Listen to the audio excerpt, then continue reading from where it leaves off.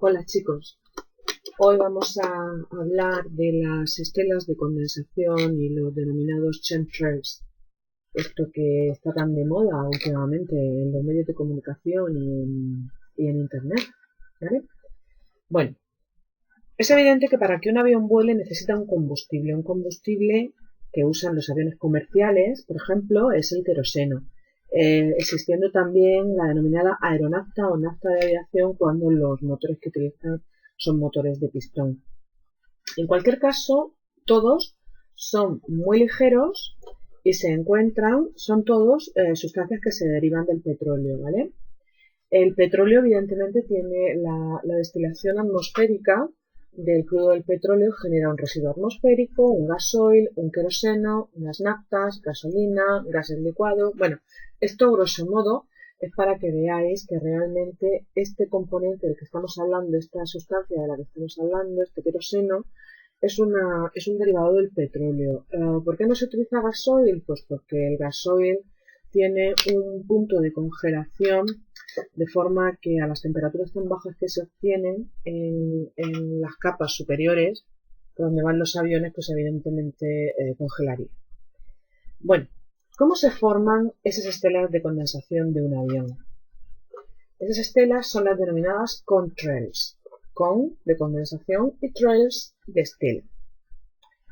Volvamos con el combustible. El combustible, como hidrocarburo, contiene carbono e hidrógeno. Y al generar la reacción con el oxígeno, lo que se produce es dióxido de carbono y agua, en su mayoría. ¿De acuerdo? Esta es la reacción, digamos, principal. De los productos de dicha reacción, este dióxido de carbono favorece el efecto invernadero, que sería otro tema a tratar, y además vapor de agua. Este vapor caliente que se forma en contacto con la atmósfera mucho más fría que él, condensa y son las millones de minúsculas gotitas de agua que se forman las que se ven como blancas. Lo mismo ocurre con el vapor de agua que vemos sobre un cazo calentando en la cocina. Con más motivo, en este caso en el que tratamos, puesto que la temperatura a la que este agua se enfrenta es tan baja que solidifican. Y entonces es cuando se ven blancas. Ese efecto lo podemos ver, por ejemplo, en un cubito de hielo, que lo vemos blanco. Sin embargo, al fundir no tiene color, es incoloro el agua que lo formaba. Estas son las llamadas estelas de condensación de un avión, vapor de agua condensado que a muy baja temperatura solidifican en minúsculos cristalitos y con ayuda de tan alta velocidad generan esa carretera blanca que denominamos estelas, también denominadas como contrails. Alguien se puede preguntar, aquí tenéis otra fotografía, estos son tomadas de internet, alguien se puede preguntar, bueno, y si los coches utilizan gasolina o diésel, también derivados del petróleo, ¿por qué se forman esos humos que salen del tubo de escape? Bueno, es evidente que la temperatura tiene mucho que ver, es decir, en este caso, la temperatura atmosférica en la que estamos a nivel del mar no deja que las gotículas de agua que se forman en la combustión de los hidrocarburos solidifiquen y evidentemente es mucho más fuerte el efecto producido por los gases contaminantes y solo se observa en forma de humo, puesto que además hay carbonilla, etc. Bueno, hasta ahora hemos hablado de una reacción de combustión, ¿vale? Es esta, por la que generaba CO2 y agua. Pero además el petróleo es suficientemente complejo para que no solamente se dé esa reacción, con más motivo si partimos también de la cantidad de aditivos que le pueden añadir para aumentar esas propiedades térmicas, de conductividad, etc. Por el contrario, al quemar el combustible como este de los que hablamos, dependiendo de su composición química, pueden dar muchísimas otras sustancias nocivas para el ser humano y que van a ser contaminantes para el medio ambiente. Uno de ellos son los óxidos de nitrógeno, dióxido de azufre, ozono, metano, entre otros. Todos ellos, al encontrarse también a muy bajas temperaturas, pueden solidificar o incluso dar el proceso de sublimación regresiva o sublimación inversa, es decir, los productos gaseosos con muy bajas temperaturas pueden provocar ese efecto de sublimación regresiva por el cual el compuesto sale de estado gaseoso y rápidamente se transforma en sólido, cristalitos sólidos.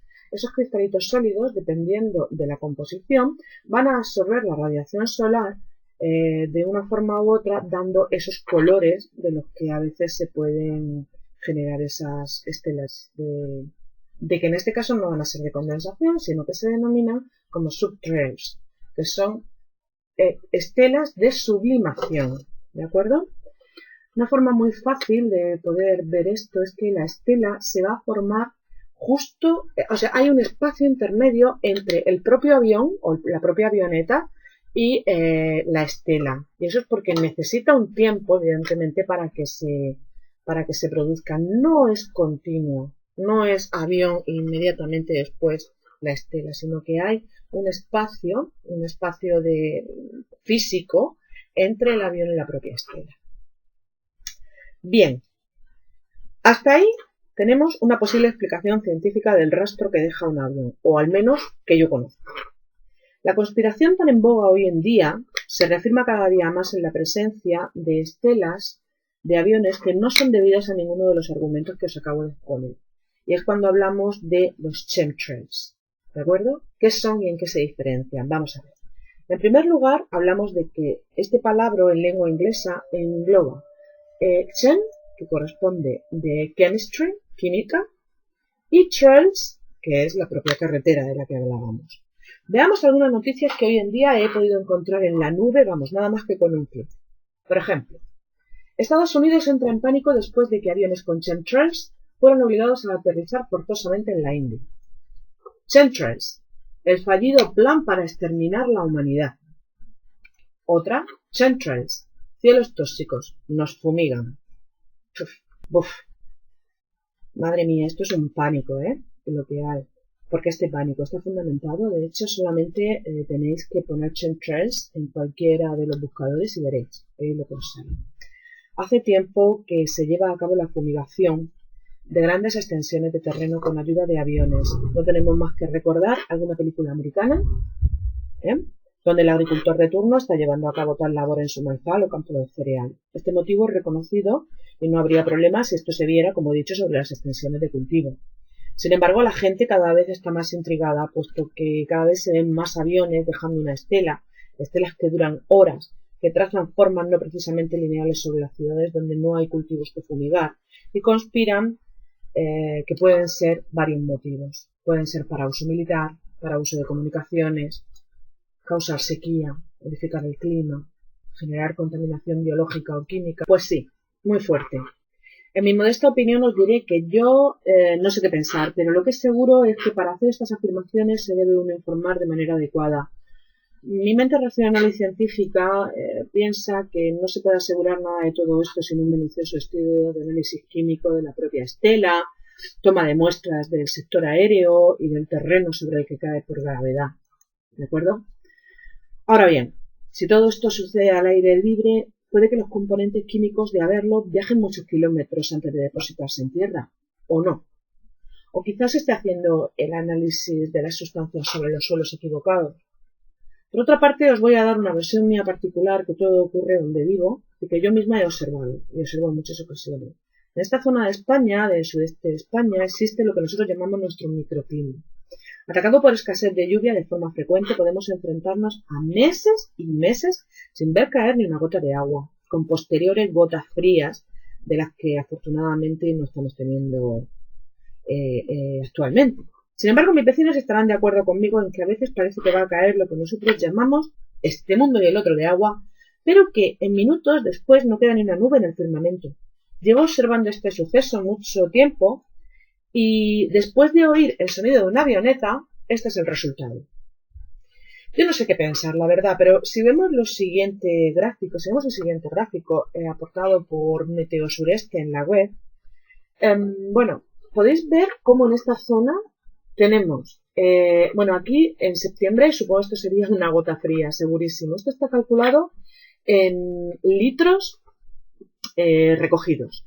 Mirad en el 2012, es el naranja. Esto mete miedo la cantidad de agua que estamos recogiendo. Tenemos una auténtica sequía en esta zona. Y realmente, pues, existen teorías de que al estar los cultivos de la zona asegurados frente a inclemencias del tiempo, son las propias aseguradoras las que llevan a destruir las nubes para evitar la posibilidad de granizados o lluvias torrenciales en momentos inoportunos para las cosechas. La cuestión es que está afectando de forma muy fuerte al clima. Y como yo digo, la canción de It Never Rains in California debería ser It Never Rains in Cartagena. Catalogamos estas avionetas llamadas rompenubes, entonces en la categoría de chemtrails. Al fin y al cabo son sustancias químicas que se disipan para que destruyan la nube. ¿Qué creéis? Todo esto que hemos hablado, uso militar, de comunicaciones, causar sequía, modificar el clima, generar contaminación biológica o química, ¿son los chemtrails en realidad? O sea, ¿son reales? ¿O a la conspiración se le está yendo la cabeza? Bueno amigos, muchas gracias por escuchar. Si os ha gustado, darle a me gusta y bueno, espero que podamos hablar y comentar, todo esto por comentar y por llevar un poco contenido científico. Gracias. Un saludo.